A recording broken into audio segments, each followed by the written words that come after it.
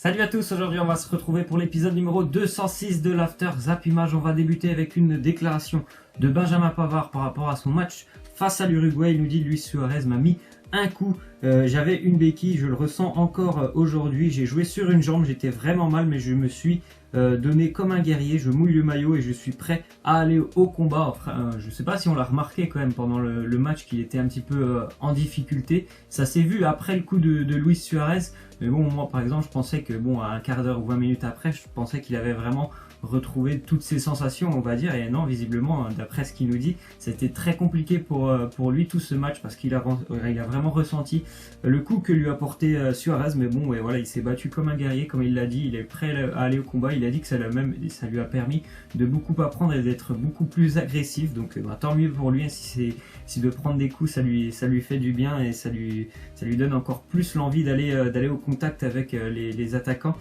adverses. Ensuite, une déclaration de Noël Le Graët, le président de la Fédération française de football. Il nous dit: les joueurs renverseront une partie de leur prime à une association. Mbappé va plus loin. Il y a peu, ses parents m'ont dit: ce n'est pas raisonnable, il gagne des sommes folles, il ne faut pas qu'il prenne l'argent.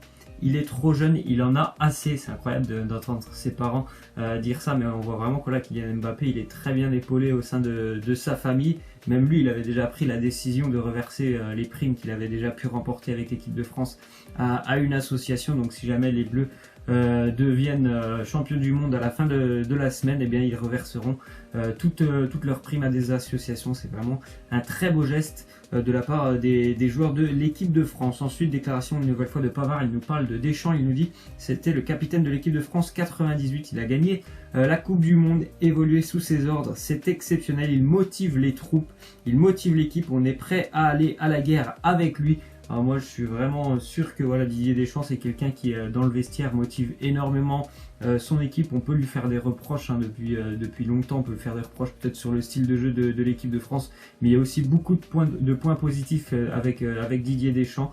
Donc je pense vraiment que c'est vraiment un très grand motivateur, et je pense que voilà, l'équipe de France, elle sera vraiment prête pour ce match face à la Belgique.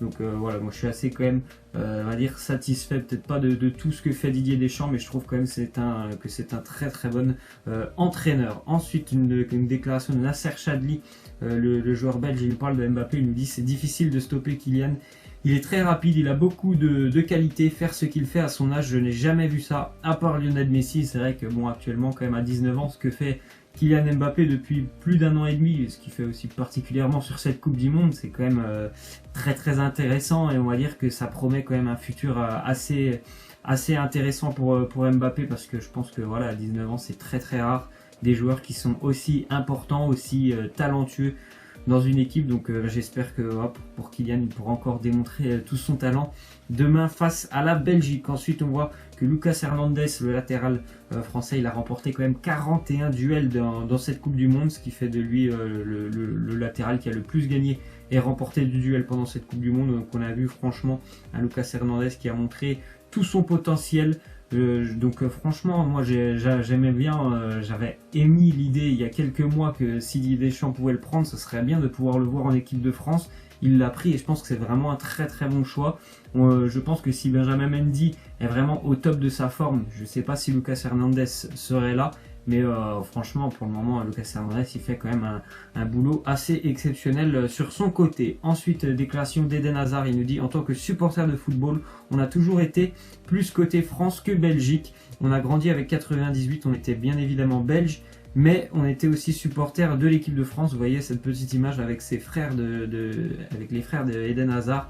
C'est vrai que voilà, il a quand même fait, Eden Hazard aussi, une grande partie de sa formation du côté de Lille, et il a été, comme il le dit, bercé, on va dire, avec la génération 98. Donc ça va être un match certainement un petit peu particulier pour lui, même si bien sûr il va représenter sa sélection, la Belgique, qui m'a d'ailleurs vraiment impressionné face au Brésil. Je ne pensais pas qu'ils pouvaient autant élever leur niveau de jeu, et ils l'ont fait. Je pense que c'est tout simplement le match référence pour les Belges, certainement le match qu'ils attendaient depuis, je sais pas, deux ans peut-être, un match où ils sortent vainqueurs face à une grande sélection. Ils l'ont fait face au Brésil, et d'une manière assez incroyable. Donc encore une fois, bravo aux Belges. Ensuite, on voit une déclaration de Thibaut Courtois, le gardien de la sélection belge, qui a d'ailleurs fait un match tout simplement monstrueux face au Brésil. Il nous dit: après la Coupe du Monde, dans 8 ou 9 jours, je déciderai de ce qui me convient le mieux. Donc voilà, je ne sais pas si il va continuer avec les Blues de Chelsea. C'est d'ailleurs très compliqué ce qui se passe à Chelsea. Peut-être que Antonio Conte va continuer l'aventure. Donc pour Courtois, ça fait aussi longtemps qu'il est arrivé en provenance de l'Atlético Madrid. Donc on verra de quoi son avenir sera fait. C'est vrai qu'il y avait beaucoup de rumeurs autour de lui et du Real Madrid. Ensuite, du côté du PSG, on voit que les rumeurs de transfert reprennent de plus belle. Et maintenant que Neymar est éliminé de la Coupe du Monde, ça y est, il a recommencé, on va dire, à prendre en main déjà le vestiaire du Paris Saint-Germain. Donc je ne sais pas si ça va plaire non plus du côté du PSG, de la direction et de Thomas Tuchel. Neymar, il veut tout simplement imposer Luis Suarez en attaque et il veut aussi, bien évidemment, s'il y a Luis Suarez, que Cavani quitte le Paris Saint-Germain. Donc il est encore une fois en train d'émettre des idées aux dirigeants parisiens. Donc, comme je l'ai dit, je ne sais pas si ça va plaire. Lui, il a vraiment envie de jouer avec Suarez et j'ai l'impression qu'il n'en peut plus de jouer avec Edinson Cavani. Donc ça va être quand même très compliqué à réaliser ce transfert parce que bon, c'est déjà que le Barça et le PSG, c'est des relations assez tendues. Depuis que Neymar a été vendu l'année dernière, donc c'est quand même imaginer que Luis Suarez puisse venir à Paris avec les relations assez tendues entre le PSG et le Barça, ça me semble assez compliqué, mais en tout cas on voit que Neymar il ne veut plus jouer avec Cavani l'année prochaine. Ensuite, déclaration du papa d'Edinson Cavani, il lui dit: à Paris il y a eu des hauts et des bas, c'est un peu de la faute du groupe et celui qui manage le groupe. Ici il y en a beaucoup qui jouent individuellement et pour les gens. Donc voilà, on va pas citer les noms quand il dit il y en a beaucoup qui jouent individuellement, mais on sait tous de qui il parle. Donc bon, on va dire l'année passée quand même, ça s'est passé, on va dire sans trop de querelle entre Neymar et Cavani. Mais là, visiblement, Neymar il ne veut plus jouer avec Cavani. Et pour Cavani, même si on n'en a pas trop entendu parler, je pense que pour lui aussi, ça doit être compliqué de voir en général Neymar ou Mbappé sur certains matchs l'oublier complètement. Ça a dû être aussi compliqué à vivre pour lui. Donc ça va être, je pense, assez mouvementé du côté du Paris Saint-Germain dans les semaines à suivre. Ensuite, déclaration de Jean-Michel Aulas sur Depay. Il nous dit concernant son retard de retour de vacances, il y aura une sanction très grave parce que vis-à-vis des autres, c'est indispensable. Il y aura une très grosse amende, c'est sûr. Bien évidemment, c'est normal. Tous les joueurs qui doivent être là, ils étaient présents pour la reprise de l'Olympique Lyonnais. Si Memphis Depay il n'est pas là, c'est peut-être qu'il a de bonnes raisons, mais ça m'étonnerait quand même parce qu'on n'en a pas entendu parler de ces bonnes raisons. Donc c'est normal qu'il soit sanctionné lors de son retour. Ensuite, déclaration encore une fois de Jean-Michel Aulas sur Nabil Fekir. Il nous dit: je pense qu'il sera à Lyon la saison prochaine. C'est vrai qu'on a entendu, il a envie de conserver Nabil Fekir, il a envie aussi de conserver Tanguy Ndombele, mais c'est quand même privé l'Olympique Lyonnais de certains, on va dire, fonds monétaires, parce que Nabil Fekir, je pense qu'il rapporterait beaucoup à l'Olympique Lyonnais, et en plus c'est privé Nabil Fekir d'un départ, et j'ai l'impression quand même qu'il le demande ce départ. Nabil Fekir, il a beaucoup donné pour Lyon quand même. Donc ça serait quand même aussi intelligent de la part de l'Olympique Lyonnais de ne pas le priver d'une grande équipe européenne qui peut l'attendre l'année prochaine. Ensuite, on voit du côté de l'Olympique de Marseille qu'un accord est très proche entre les dirigeants marseillais et le clan Balotelli. Donc maintenant, il reste à Marseille de s'entendre avec l'OGC Nice concernant le montant du transfert, certainement non loin des 10 millions d'euros. Donc Balotelli devrait rester en Ligue 1 l'année prochaine. On continue encore une fois du côté de Marseille. Selon Téléfoot, l'OM aurait ciblé Leander Dendoncker, défenseur international belge, qui a très peu joué quand même sur cette Coupe du Monde. Il a joué face à l'Angleterre.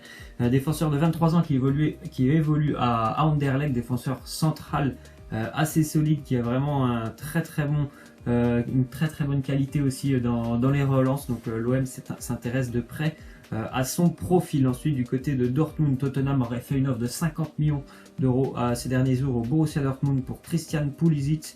Pulisic, l'ailier américain qui peut jouer ailier ou milieu, qui est doté d'une capacité extraordinaire, c'est notamment sa vitesse. Il est très très très très rapide. Christian Pulisic aussi technique, c'est un très très bon joueur. Donc Tottenham est revenu à la charge. Depuis 2 mois, il s'intéresse vraiment à Pulisic. Ensuite, on voit que Andriy Yarmolenko, le joueur ukrainien du Borussia Dortmund, qui est arrivé il y a 1 an et qui a eu beaucoup de mal à s'imposer du côté de Dortmund, il aurait passé sa visite médicale avec West Ham. Donc normalement, accord imminent entre West Ham et le Borussia.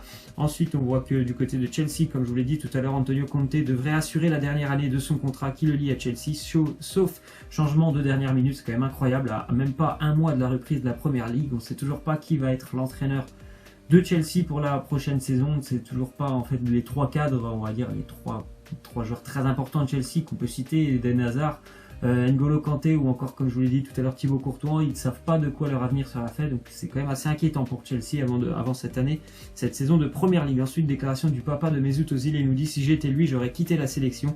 Les dirigeants disent que si l'on gagne, c'est toute l'équipe qui gagne, mais quand on perd, c'est la faute de Mesut, c'est offensant. Alors, moi, j'ai pas été voir en Allemagne ce qui se passait concernant Mesut Özil, mais c'est sûr que si c'est dit comme ça peut être vraiment offensant pour Mesut Özil. Après, la sélection allemande, elle a été très très mauvaise.